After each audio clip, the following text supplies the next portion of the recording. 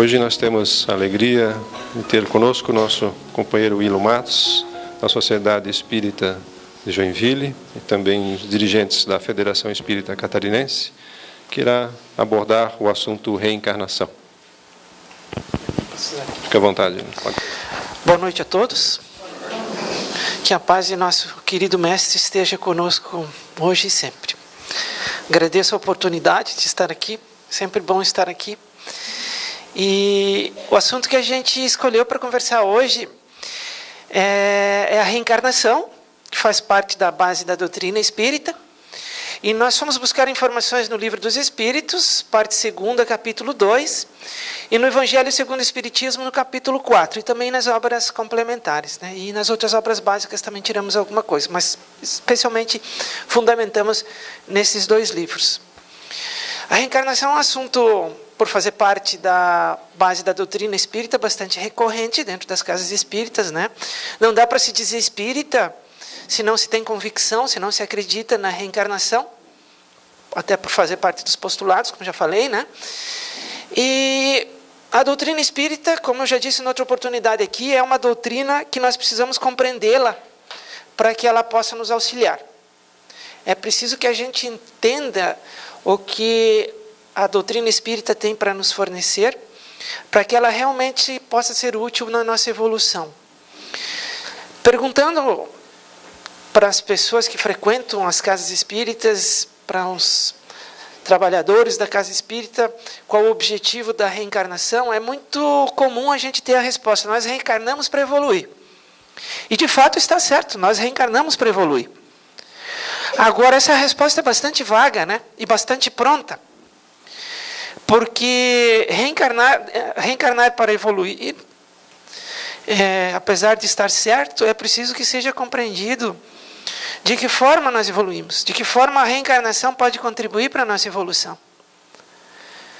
Porque senão nós vamos ficar meros repetidores aqui dessas frases prontas e não vamos colher os benefícios que a doutrina do Mestre Jesus pode nos oferecer.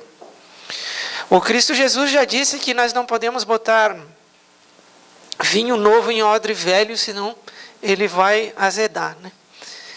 E a doutrina espírita, ela é uma doutrina nova, é um vinho novo. E para que a gente a compreenda, nós temos que mudar a nossa forma de pensar. Nós temos que sair do nosso convencionalismo, né? E entender o mundo sem ideias pré-concebidas, para que a gente possa compreender realmente como as coisas funcionam. Então, esse assunto nós vamos abordar hoje. Nós vamos trazer aqui o conceito da reencarnação, como ela se processa, né? E juntos vamos concluir o que nós temos que fazer para fazer bom uso dessa oportunidade que nós temos de estarmos aqui encarnados.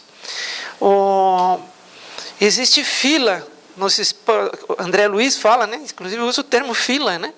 De espíritos aguardando no plano espiritual pela oportunidade da reencarnação. E nós aqui estamos nesse momento, né? Então vamos aproveitar essa oportunidade. Para quem já leu os livros da coleção da André Luiz, né, que é Nosso Lar, Os Mensageiros, Os Missionários da Luz e vai indo, né?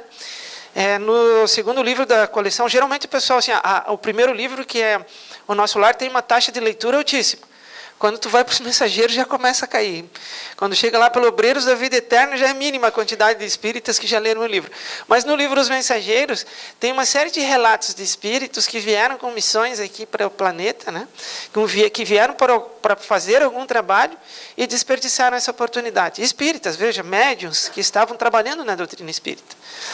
Por isso que eu digo sempre, e repito, sem cansar, que a doutrina espírita precisa ser compreendida. Outro dia eu estava aqui num seminário sobre mediunidade e eu contei que quando eu era criança pequena, não em Barbacena, mas em Capinzal, aqui no oeste do estado, né, que é bastante frio, lá no primário a gente tinha que decorar a tabuada, né?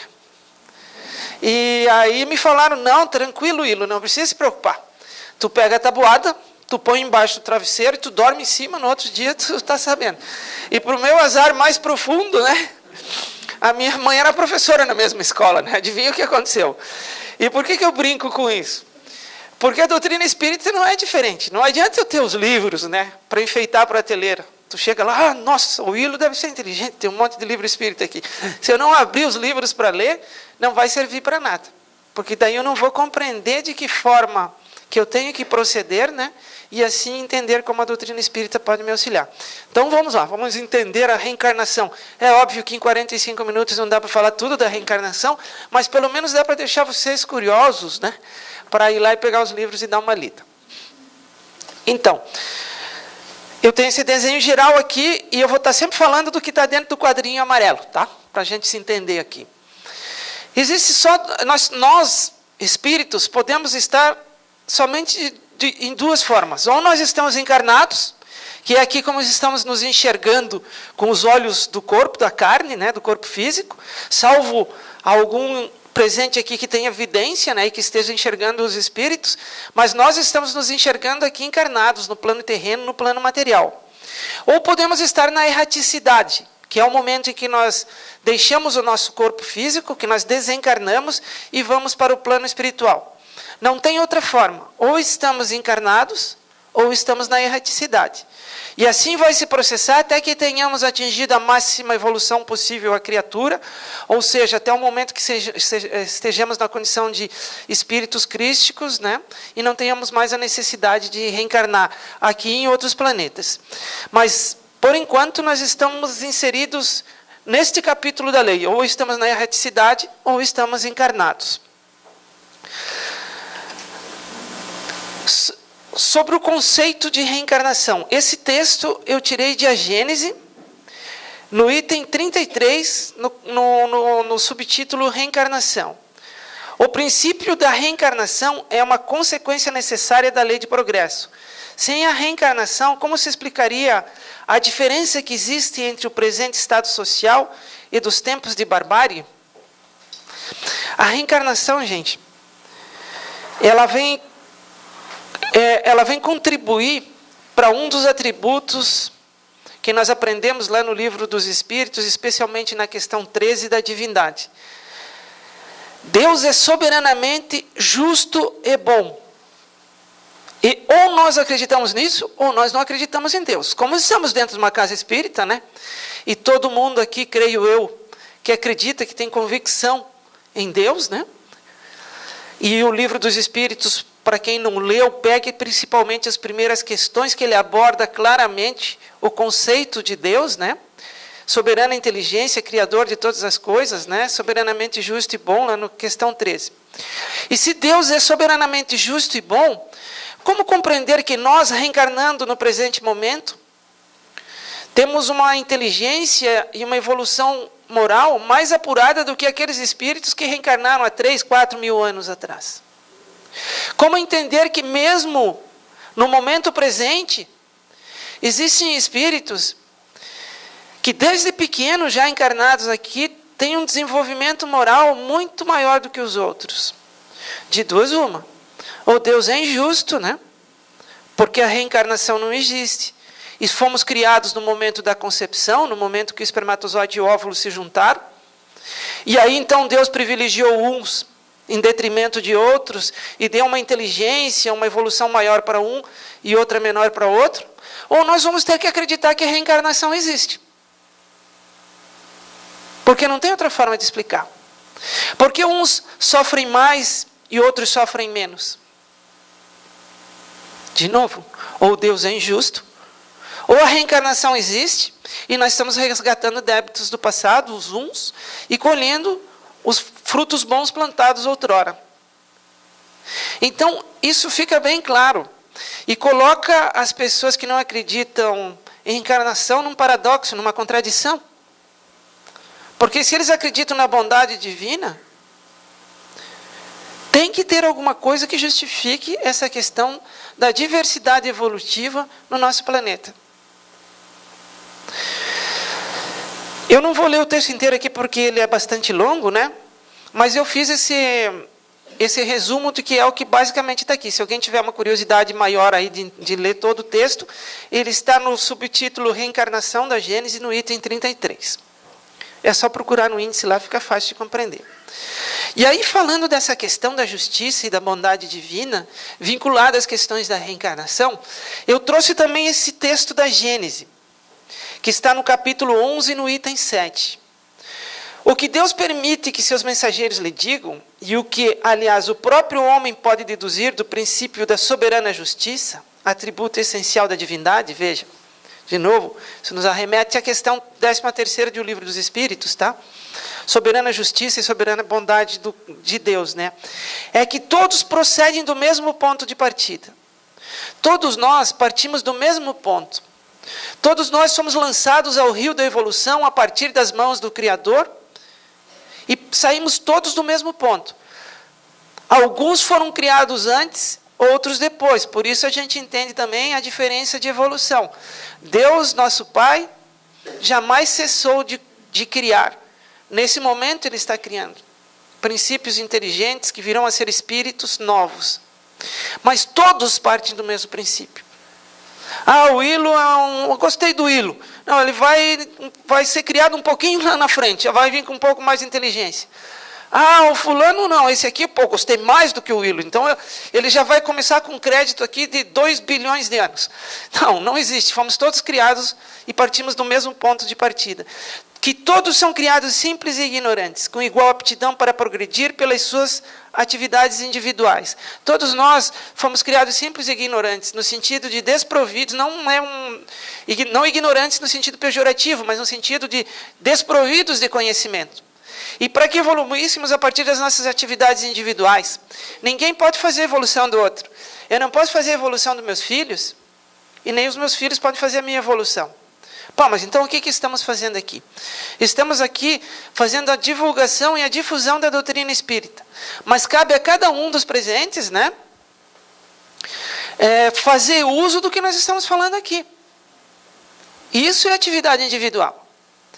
Joana de Ângeles, André Luiz, Emmanuel, Leon Denis, Camille Flammarion, Allan Kardec, essa turma toda, não dá para passar citando nomes a noite inteira aqui, trouxe um monte de informações para a gente.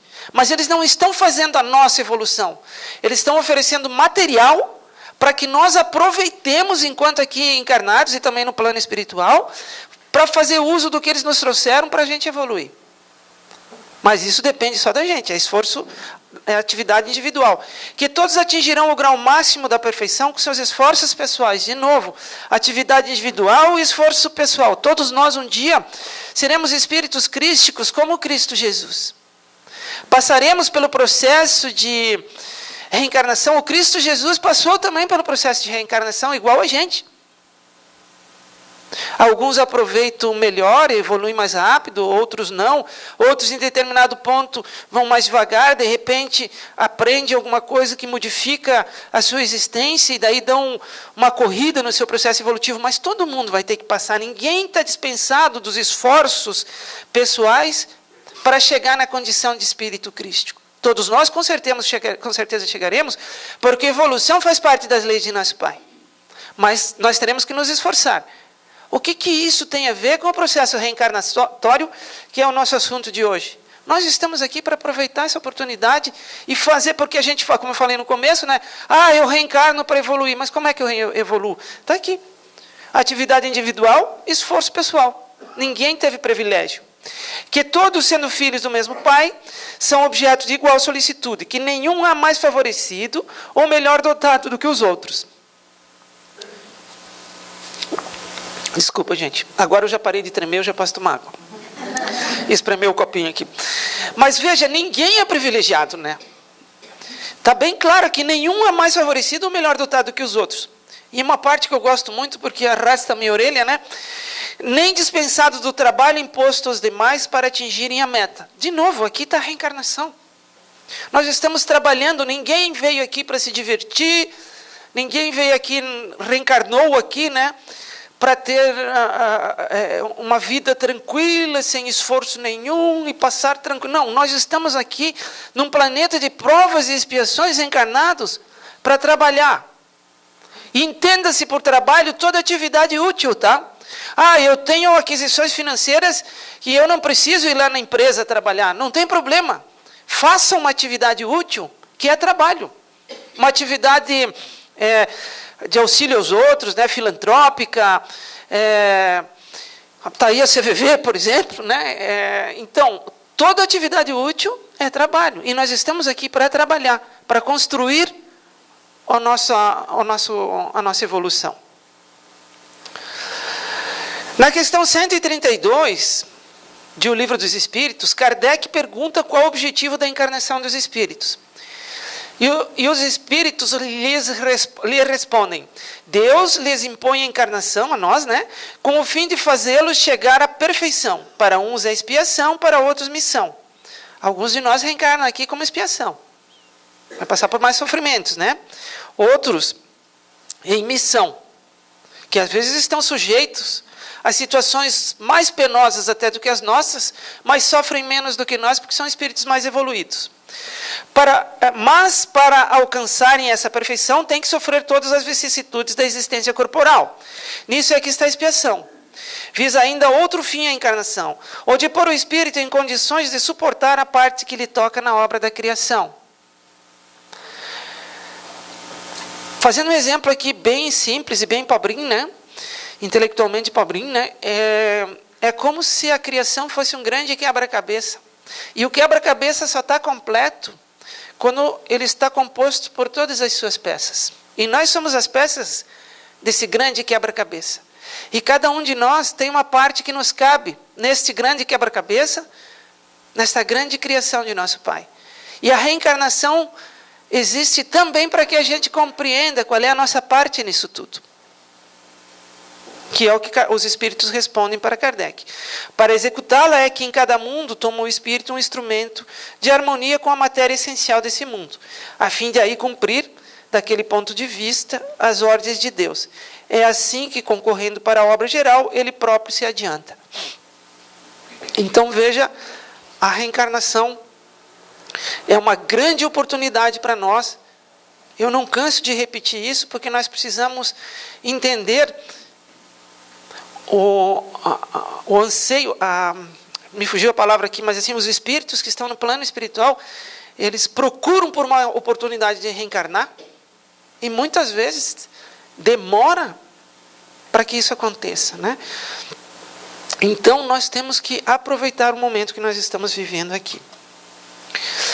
No processo evolutivo do ser humano, nós passamos por todos os reinos minerais, por todos os reinos da natureza. Isso está em A Gênese também, tá, gente? Nós passamos pelo reino mineral, pelo reino vegetal, pelo reino animal e adentramos ao reino huminal, que é onde nós estamos hoje. Na ciência, o reino animal e o reino huminal são a mesma coisa, tudo é reino animal. Mas a gente divide aqui na doutrina espírita em reino huminal também, né? Porque nós somos bem diferentes dos animais. Porque quando adentramos o reino huminal, nós passamos a ter algo que nos diferencia dos animais, né? Aliás, nós temos bastante coisa que nos diferencia dos animais, mas principalmente a questão da razão. A razão, quando nós adentramos o reino huminal, ela brota em nós. E veja que eu digo que a razão brota em nós, porque no princípio ela é apenas um potencial. Nós não temos ela plenamente desenvolvida. Quando nós temos as primeiras reencarnações como homens, a razão ainda nossa é muito embotada. Nós estamos muito mais parecidos com os animais do que com a condição de seres humanos propriamente ditos, né? Se a gente volta no tempo, vai buscar os livros de ciência e vai olhar os homens, os seres humanos que habitavam aqui o planeta Terra no começo dos primeiros habitantes aqui humanos, né? A gente vai ver que a estrutura física deles, inclusive a estrutura física, não só a espiritual e a mental, é absolutamente diferente da nossa hoje. Para quem já leu o livro A Caminho da Luz, de Emmanuel e Francisco Cândido Xavier, Emmanuel diz que, inclusive, nem as leis de Mendel conseguiriam, que são as leis de genética, conseguiriam ser aplicadas na forma que a gente tem hoje, naqueles primeiros habitantes. Foi um momento em que os criadores do planeta Terra, né, dos quais Jesus Cristo faz parte, estavam experimentando o melhor modelo para habitar esse planeta, né? nós não somos naturais daqui, deste planeta. Não teria dado tempo para a gente sair da condição de espíritos primitivos para a condição de espíritos habitantes de planetas de provas e expiações, como somos hoje, né? Aspirando por ser habitantes do mundo de regeneração, nesse intervalo de tempo em que surgiram os primeiros homens até hoje aqui no plano terreno, né? A gente vê na ciência aí que o surgimento se considerássemos que a criação do planeta até hoje formasse um dia aí de 24 horas, nós estaríamos ali, o ser humano teria aparecido nos últimos segundos deste dia, né? Para a gente entender. Então não teria dado tempo da gente chegar na condição que a gente está hoje aqui nesse planeta. Então nós já viemos de outros planetas. Fala-se muito, né, dos exilados de Capela, né? Dos habitantes que deixaram de habitar um dos planetas que circunda uma das estrelas da constelação de Capela ou do Cocheiro, né? Tem o mesmo nome, Capela e Cocheiro. E esses espíritos, não tendo aproveitado a sua reencarnação lá naquele planeta, porque estavam impedindo que ele desse o grande salto evolutivo lá, né? Provavelmente saindo de provas e expiações para a regeneração, e isso fica por minha conta, né? Que eu estou imaginando isso. Eles estavam impedindo que isso acontecesse, então eles precisaram ser degradados e foram trazidos aqui para o plano terreno. Isso está em A Gênese, vocês podem ler lá sobre as raças adâmicas, e também no livro que eu acabei de falar aqui de Emmanuel, que é A Caminho da Luz. Tá? Tem um livro aí que é Exilados de Capela, mas esse livro tem umas coisas meio doidas lá dentro, né? É melhor ler para quem quer conhecer esse assunto o livro A Caminho da Luz, que é de Emmanuel e Francisco Cândido Xavier, então eles têm a chancela garantida, né? Então, por que eu abordo essa questão, né? Porque nós, de novo, tá? Esse planeta está mudando de categoria. Nós já iniciamos o processo de regeneração aqui no planeta Terra. E se nós quisermos continuar reencarnando aqui, nós vamos ter que mudar a nossa condição. Porque para que esse planeta seja um planeta de regeneração, vai ser necessário, para nós habitarmos um planeta de regeneração, que a Terra vai ser um planeta de regeneração. Isso está lá nos planos divinos, está nos planos do Mestre Jesus e acabou. Agora, para a gente continuar aqui, já é outra história, né? Então, nós vamos ter que aproveitar essas oportunidades, né? E crescer para que a gente possa continuar aqui matriculado nesta escola. E o que isso tem a ver com a razão? A razão é que vai determinar a nossa condição evolutiva. Porque a razão, ela é fruto da nossa bagagem. E a nossa bagagem, conforme está em O Evangelho segundo o Espiritismo, é a nossa inteligência, o nosso conhecimento e os nossos valores morais. Nós não vamos levar o óculos, o computador, esquece. Quando desencarnarmos e formos para a erraticidade, nós vamos levar conosco a nossa inteligência, o nosso conhecimento e os nossos valores morais. Entenda-se aqui inteligência e conhecimento, não só matemática, química, física, essas coisas. Nós estamos falando aqui da inteligência de espírito, do conhecimento como espírito e dos valores morais, obviamente, como espíritos, né? À medida que isso cresce, cresce a nossa razão. Porque esse potencial, ele precisa crescer para que nós nos desenvolvamos. É como a gente pegar, agora está no inverno aqui, né? A gente pegar um pinhão na mão. A gente olha para aquele pinhão ali, tem um pinheiro, gente. E um pinheiro, para quem não conhece, eu digo, é uma árvore bem grande, bem bonita, né? Uns 30 metros de altura, pode chegar uns 40 metros de altura, né? E eu lembro disso de quando eu era criança pequena lá em Capinzal. Mas então ali tem um potencial. Então, enquanto potencial, essa razão precisa crescer. E à medida que ela cresce, que a bagagem cresce, que a razão cresce, que nós aproveitamos a nossa reencarnação e vamos crescendo, ela nos leva para outro capítulo da lei, que é o livre-arbítrio, que é o momento em que a gente pode fazer escolhas. Desde o começo, quando começamos adentramos ao reino nominal e começamos a ser seres humanos, nós já podemos fazer escolhas. Mas lá atrás as escolhas eram muito limitadas. E hoje ainda são bastante limitadas. Porque nós não temos a razão plena. Naquele retângulo que está ali embaixo, veja, é o determinismo e o livre-arbítrio, né? Bem no comecinho, lá no vértice inferior esquerdo, é onde está começando o traço que divide no meio em 2 triângulos o retângulo. Parece aula de matemática aqui, né? Mas ali veja que nós éramos muito mais determinismo do que livre-arbítrio. Aí vamos evoluindo naquele traço que tem ali no meio, e o livre-arbítrio vai crescendo.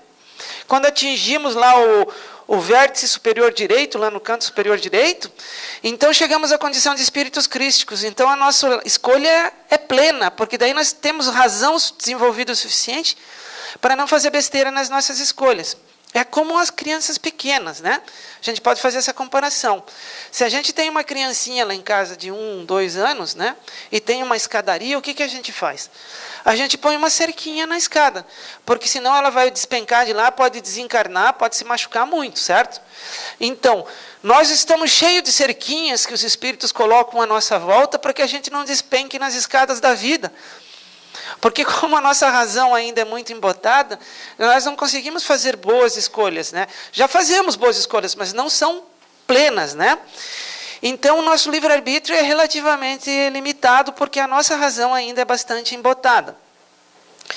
E o nosso livre-arbítrio, as nossas escolhas, nos leva para outro capítulo da lei, que é a causa e efeito, ou ação e reação, que é o momento em que a gente vai colher os frutos que plantou. Nós estamos hoje colhendo os frutos que plantamos outrora, e amanhã estaremos colhendo os frutos que plantamos hoje. Então nós somos frutos de nós mesmos. Não temos como fugir disso, porque isso faz parte das leis de nosso Pai. As leis de nosso Pai são inexoráveis nesse momento. Poxa, peraí, então eu não posso fazer escolha? Posso. Mas aonde que eu fiz a escolha? A escolha eu fiz aqui, ó. Flecha lançada e palavra dita não volta mais, né? E escolha feita também não. Então eu fiz as minhas escolhas aqui com base na minha razão. Se elas forem boas escolhas, eu vou colher bons frutos. Agora, se elas forem equivocadas, não tem como fugir da necessidade de reparação. Deus faz isso para nos castigar, né? Não, né? Claro que não. Deus faz isso para nos ensinar. E é importante que a gente rompa com esse conceito de prêmio e castigo, né? Porque não esqueçam, quem faz a escolha sou eu. Não adianta eu esperar por um milagre de ter plantado espinheiro e nascer um abacateiro. Não tem jeito, gente. Se eu plantei espinheiro, vai nascer espinheiro. Se eu plantei abacateiro, vai nascer abacateiro e ponto final. Então eu fiz as minhas escolhas aqui. É lógico que na inexorabilidade da lei, nosso Pai também é bom. Ele não é só justo, Ele é justo e bom. A primeira oportunidade que Ele dá da gente reparar as faltas é através do trabalho. A segunda, aí, né, gente, já é através do trabalho. A terceira já é bem diferente, é através do trabalho. A quarta, a quinta, a 10ª é através do trabalho. Mas nós insistimos tanto em viver na nossa ilusão, né, no nosso mundo de ilusão, de não aproveitar a nossa reencarnação, que daí a professora vem resolver essa questão da ilusão, né? A professora nos arranca da ilusão. Já ouviram falar na professora? Ela tem 3 letrinhas. D, O e R. Chama dor. A dor, né, que não é um castigo, e sim um momento de aprendizado, porque nosso Pai quer que a gente pare em definitivo de sofrer. Então Ele nos coloca na condição de dor para nos arrancar da ilusão na qual nós vivemos. Então jamais nosso Pai nos castiga, Ele nos ama profundamente. Cristo Jesus, nosso Mestre querido, nos ama profundamente. Então Ele permite que a dor assome a nossa vida, a fim de que a gente rompa com a ilusão e possa de fato crescer. Porque enquanto vivemos em ilusão, ficamos estacionados. E tanto Deus, nosso Pai, como Jesus, nosso Mestre querido, sabem que é bom para a gente chegar na condição de angelitude, de cristandade. Então eles vêm nos arrancar da nossa ignorância. E às vezes tem que ser através da dor. Mas não esqueçam, a escolha é sempre nossa, né? E aonde é que isso vai acontecer? No assunto de hoje.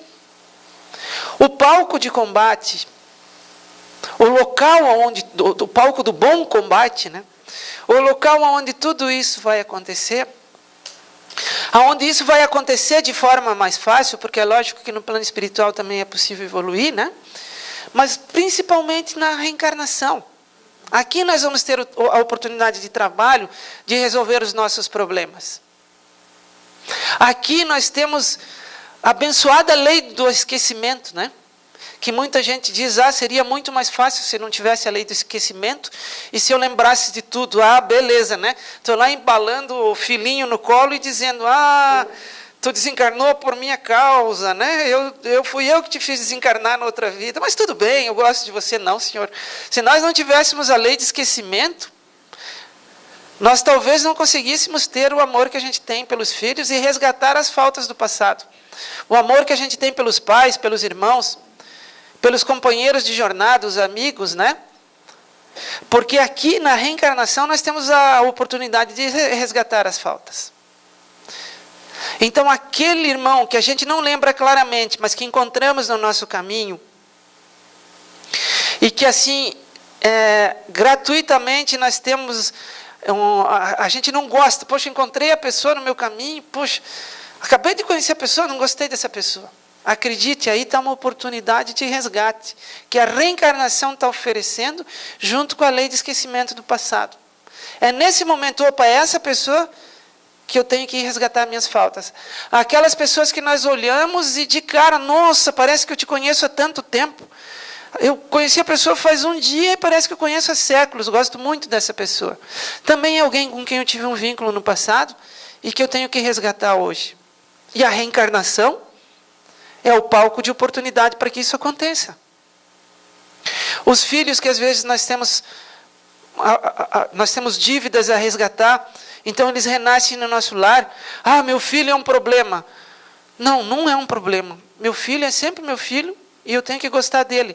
Porque se hoje ele vive numa condição mais difícil, é porque talvez ontem eu tenha desencaminhado ele, e hoje Deus está colocando ele no meu lar para que eu tenha a oportunidade de reencaminhá-lo. No livro O Ser Consciente, Joana de Ângeles diz, pela psicografia de Divaldo Pereira Franco, que ao contrário do que nós dizemos, nós não renascemos no lar que merecemos. Nós renascemos no lar que necessitamos. É bem diferente.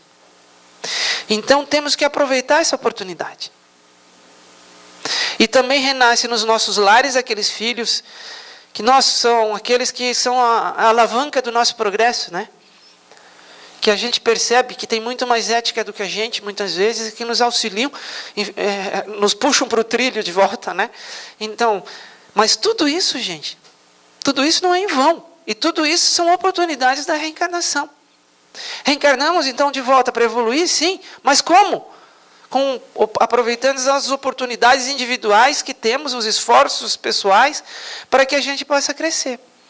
E nesse esforço, nessa oportunidade, nós vamos nos reencontrar com aqueles desafetos e com os afetos do passado. Agora, se reencarnamos aonde, né?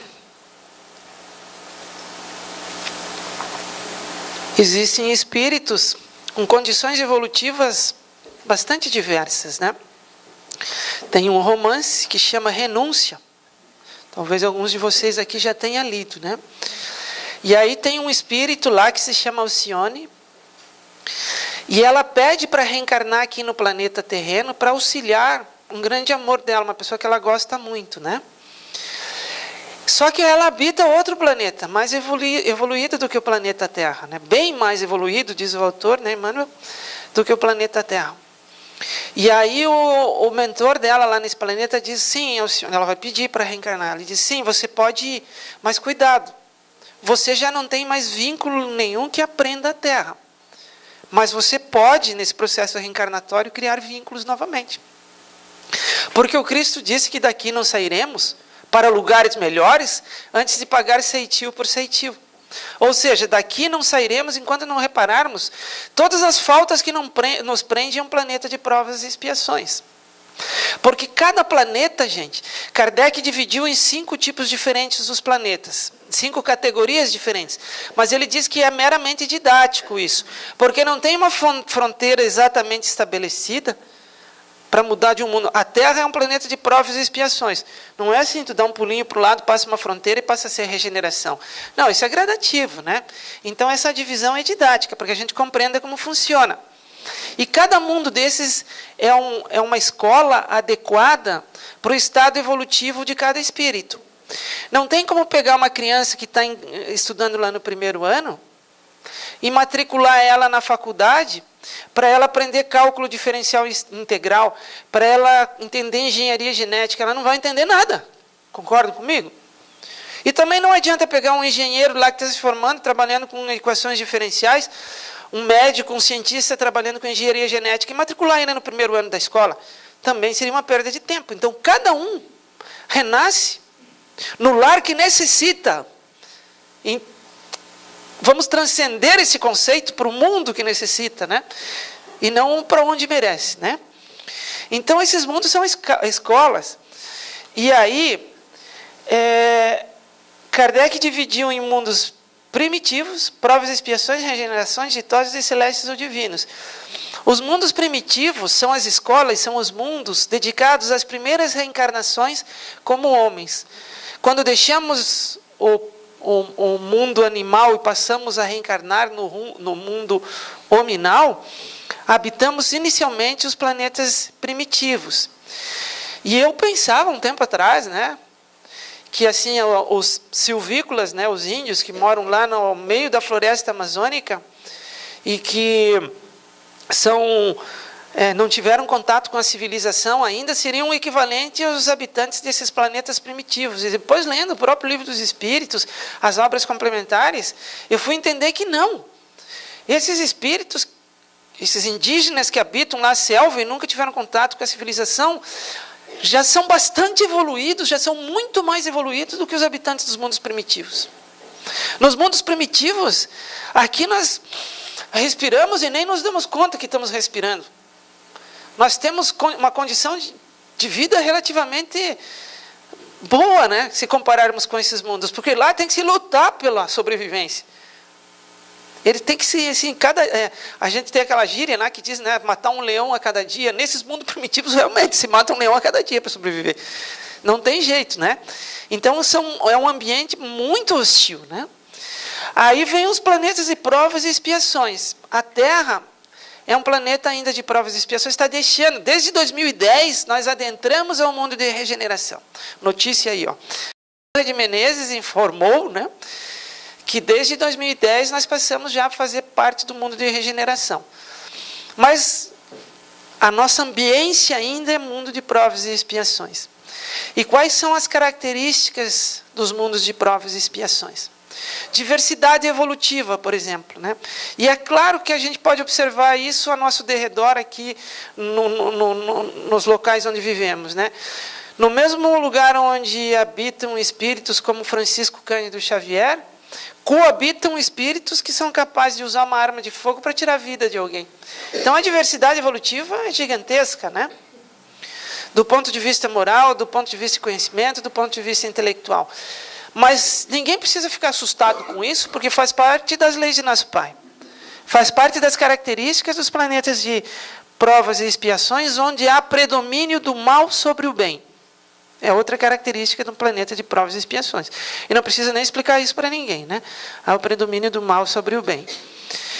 E daí vem o mundo de regeneração. Como eu falei, a Terra já entrou no processo. Poxa, mas por que continua tudo igual? Está tudo igual como era antes, nada se modificou, né? Como diria Roberto Carlos, né? Mas é porque assim, nós viramos, né, da meia-noite para meia-noite e 1 minuto do planeta de regeneração. Então ainda está escuro, o dia ainda não amanheceu, nós estamos iniciando o processo de regeneração. Como eu falei, não tem uma fronteira estabelecida, né? Anoitece de um jeito, amanhece do outro. Tem que ir devagarzinho, construindo, né, esse mundo de regeneração. E nós adentramos a ele. Mas o que isso tem a ver com reencarnação? Tem a ver o seguinte, a gente está falando das escolas, né, que são os mundos, e tem a ver o seguinte, vamos aproveitar a nossa reencarnação para que a gente possa continuar reencarnados aqui, inseridos nesse mundo novo, né, nesse mundo de regeneração que está começando agora. Regeneração são os mundos onde as almas recuperam sua energia depois de terem passado pelos mundos primitivos e pelos mundos de provas e expiações. E uma coisa interessante que eu não posso deixar de citar aqui, né? nós temos o CNPJ e temos o CPF, né? Nós temos a empresa, que tem um CNPJ, que a caracteriza, e temos o CPF, que caracteriza nós, pessoas físicas. Não tem como eu dar um treinamento, eu fazer com que evolua o CNPJ. Ele é abstrato, ele não existe. Como é que eu vou dar treinamento para a Fundição Tupi? Não existe, isso não existe. Aquilo ali é uma entidade, é uma entidade abstrata. Então, poxa, como é que eu faço para treinar a empresa que tem nome Fundição Tupi? Eu treino os seus CPFs. As pessoas que trabalham lá são treinadas e automaticamente aquela estrutura abstrata chamada Fundição Tupi, estou fazendo propaganda de fundição aqui, ela melhora, né, tecnicamente. Bom, o que isso tem a ver com a doutrina espírita? Não tem como fazer com que a casa de Jesus, enquanto CNPJ, evolua. O que tem que fazer é o seguinte, que os trabalhadores e os frequentadores da casa de Jesus se melhorem, para que, então, essa entidade abstrata chamada casa de Jesus se melhore. E assim para a Sociedade Espírita de Joinville, assim para o movimento espírita catarinense, assim para o movimento espírita brasileiro, assim para a humanidade. Então, não tem como melhorar, vamos melhorar o mundo, esquece, tu não melhora o mundo. E essa fala não é minha, essa fala é de Joana de Ângeles, no livro O Ser Consciente. Nós temos que melhorar a individualidade, nós temos que melhorar o ser humano, para que o conjunto dos seres humanos melhores torne um mundo melhor. Por isso temos que aproveitar a reencarnação, né? Para que a gente evolua e torne esse mundo melhor. Depois vem os mundos ditosos, onde há o predomínio do bem sobre o mal. Se há o predomínio do bem sobre o mal, é porque algum mal ainda existe nos mundos ditosos, né? Na regeneração também. Só que o mundo que existe o mal que existe no mundo ditoso é um mal não tão mal quanto o mal que existe aqui na Terra, né? Não é esse conceito de mal que a gente entende, né, deliberado, onde alguém premedita o mal. É um mal mais fruto de uma ignorância menos profunda, né? Mas é o predomínio do bem sobre o mal nos mundos ditosos. E nos mundos celestes ou divinos é o predomínio absoluto do bem. São os espíritos crísticos, né? Não existe uma fronteira geográfica para esses espíritos crísticos, né? Cristo Jesus é o presidente, é o espírito que dirige o planeta terreno, né? É o nosso mentor, né? Mas ele, como um espírito crístico, ele não está circunscrito a esta condição aqui. Ele pode ir para onde ele quiser. Ele é um co-criador em plano maior com Deus nosso Pai. Somente os espíritos crísticos compreendem Deus e sua vontade em toda a sua plenitude. Nós ainda não. Tanto que nas primeiras questões, como eu falei do Livro dos Espíritos, que versa sobre Deus, os espíritos respondem a Kardec que o que a gente entende de Deus nesse momento é o que permite a nossa pequena inteligência. Que à medida que nós evoluirmos, nós vamos compreender melhor a divindade. Sobre os tipos de... o relógio está me obsidiando ali, então vou correr um pouquinho aqui. Sobre os tipos de reencarnação. Vou pular aqui uma partezinha aqui e vou direto aos tipos de reencarnação. Didaticamente, também está dividido em 3 tipos a reencarnação. A primeira delas é a compulsória. A reencarnação compulsória não tem escolha. O espírito, ele vai reencarnar na condição prevista pela lei, ele não tem escolha nenhuma e ele vai reencarnar onde ele tem que reencarnar. Mas isso não significa que ele não tenha assistência nenhuma, muito pelo contrário, ele tem uma assistência enorme. Ninguém está desassistido por Deus nosso Pai e por Jesus nosso Mestre, né? Mesmo nessa condição, ele tem com ele seu espírito protetor, seu anjo da guarda que vai guiá-lo.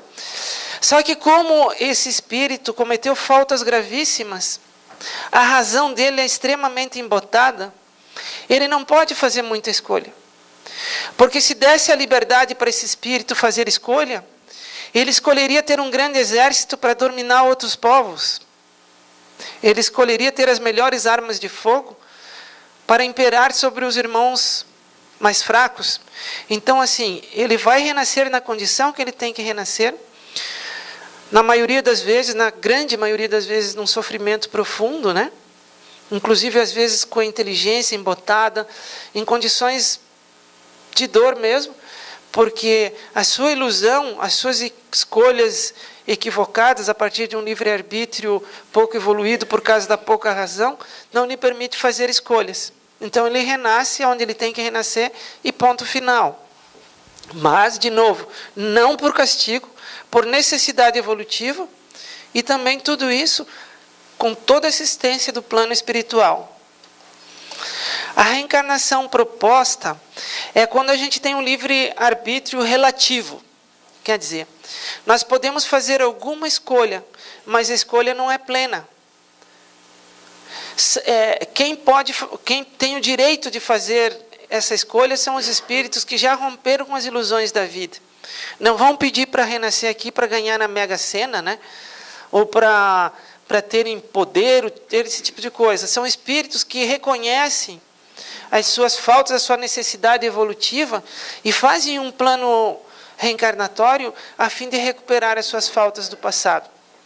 Só que ela não é plenamente livre, ela é proposta, é relativo à nossa capacidade de escolha nessa condição, porque também esses espíritos inseridos nesta condição não têm toda a sua razão evoluída, ou pelo menos mais evoluída. Tem exemplos nos livros do André Luiz. Tem um espírito lá que ele vai reencarnar, então ele diz, não, eu quero resolver isso, mas isso, mas isso, mas isso, mas isso, mas isso. Aí o mentor fala, não, calma, resolve essa coisa e essa coisa primeiro aqui. Porque se você quiser resolver tudo de uma vez só, tu não vai conseguir, tu vai falir, tu não vai resolver nada. Então veja, porque é que não é plena a capacidade de escolha, que ela é relativa. Veja que já não é, a gente não se, nessa condição já não se perde mais a oportunidade por conta de ilusão, de querer ter muito dinheiro, ou muito poder, ou muito isso, ou muito aquilo. Se perde, às vezes, na extrema boa vontade, de querer se melhorar, mas querer fazer tudo numa vez só, né? E o outro tipo de reencarnação é a reencarnação livre, entregue a missionários, né? Não são espíritos crísticos, são espíritos missionários, né? Muitos deles ainda na condição que os prende ao planeta Terra, mas muito mais evoluídos do que nós. Tem um exemplo desses no capítulo 4 do livro Obreiros da Vida Eterna, de André Luiz, quando um espírito, numa sessão mediúnica no plano espiritual, ele se manifesta para que eles façam perguntas a ele.